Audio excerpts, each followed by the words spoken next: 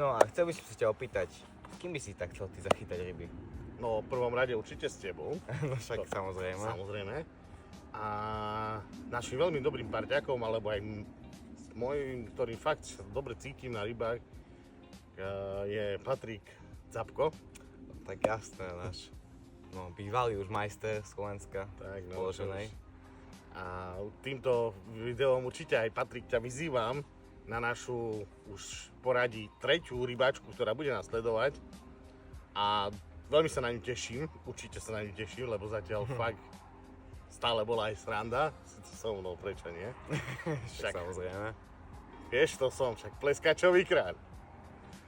A týmto hovorím, dúfam, že nám to už do tretice vyjde.